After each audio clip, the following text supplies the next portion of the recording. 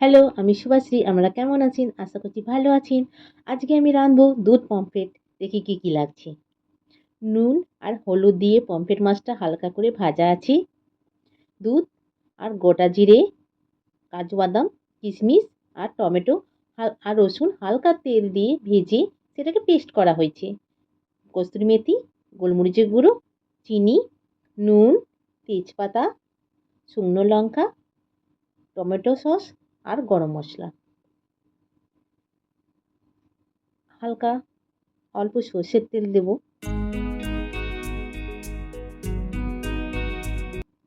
তেল গরম হয়ে গেছে, এরপর আমরা তেজপাতা আর শুকনো লঙ্কা দিয়ে দেবো। আঁচ কিন্তু কমিয়ে দেবেন। এবার ওই যে পেস্টটা ওটা দিয়ে দেবো।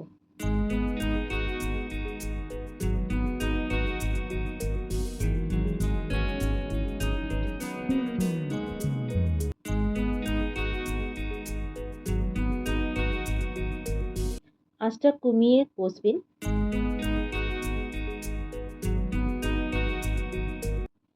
সামান্য জল দিয়ে দেবো। ভালো করে কষতে হবে। এতে সামান্য চিনিটা কিন্তু দেখে দেবেন, কারণ আমাদের কাজু আছে, কিশমিশ আছে, ওদের তো হালকা মিষ্টি আছে না, ওই জন্য চিনিটা দেখে দেবেন। এবার স্বাদ মতো নুন দিয়ে দেবো।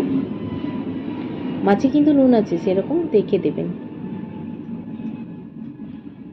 এরপর অল্প সস,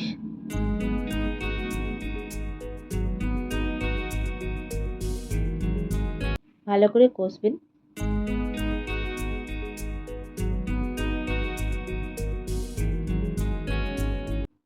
কষা হয়ে গেছে, এরপর আমরা দুধটা দিয়ে দেবো, কিন্তু আঁচটা কমিয়ে রাখবেন।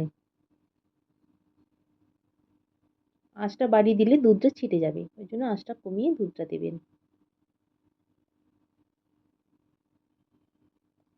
আমাদের রান্না প্রায় শেষের দিকে। এরপর আমরা সামান্য গরম মশলা দিয়ে দেবো। মাছটার আগে কেন গরম মশলা দিচ্ছি সেটা বলবো, কারণ মাছটা দেওয়ার পর গরম মশলা দিলে সেটা ভেঙে যেতে পারে। সামান্য গোলমরিচ গুঁড়ো দিলাম।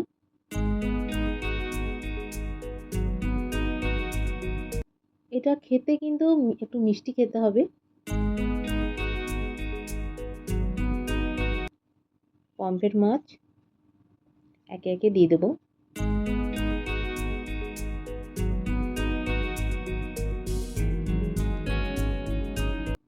এবার এটা আমরা 5 মিনিটের জন্য ঢাকা দিয়ে রেখে দেবো।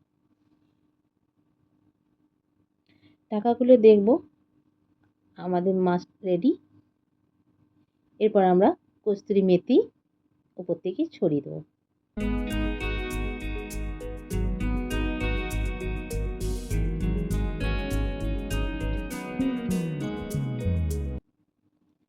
কস্তুরি মেথি দিয়ে কিন্তু একদমই ফোটাবেন না। আমরা গ্যাসটাকে এবারে বন্ধ করে দেবো। তো মাছগুলো একে একে আমরা তুলে নেব।